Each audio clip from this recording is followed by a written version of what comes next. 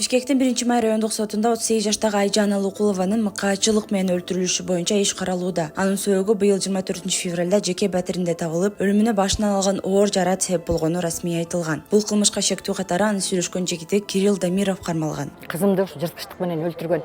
Жырткычтык дегенде мен мындай жырткычты көргөн эмесмин. Кызымдын башынан кара кушунда, төбөсүндө 3 тешик кеткен дагы, мээсине кан куйулган. Бир жак капталындагы, сол жак капталындагы кабыргаларынан 8 кабырга ыдырап сынган. Ошол кабыргалардын сынып туруп анан кайра сол бөлөгүнө кирип кеткен болчу. Төш сөөктөрү сынган болчу, төш сөөктөрүнүн сыныктары ошо өпкөсүнө чейин кирип кеткен болчу.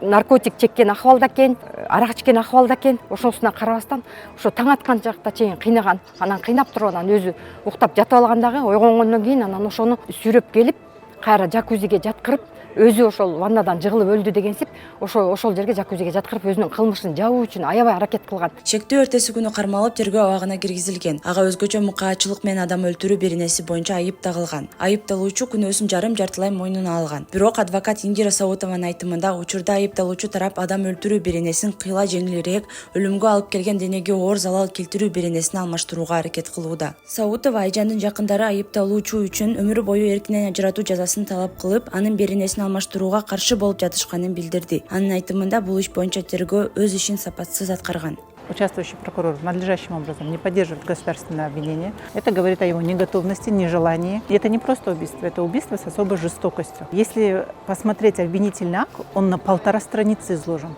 То есть доводы следствия о вине этого человека изложены на 1,5 страницы. Это говорит о качестве следствия, о профессионализме следствия.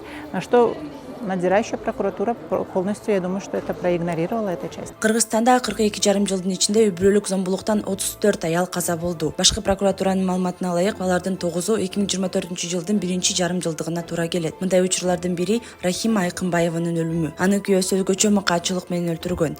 Анда ал буга чейин аялын бир канча жолу сабаганы айтылган. Кыргызстанда жыл сайын күйөөсүнүн, таанышынын жарандык никедеги же мурдагы күйөөлөрүнүн колунан ондогон аял каза болот. Эл аралык тажрыйбада бул фемицид деп аталат. 2023 жыл үчүн жарыяланган дүйнөдөгү аялдардын коопсуздугу жана бакубаттыгы боюнча глобалдык индексте Кыргызстан кайрадан аялдар үчүн Борбор Азиядагы эң кооптуу өлкө деп табылган.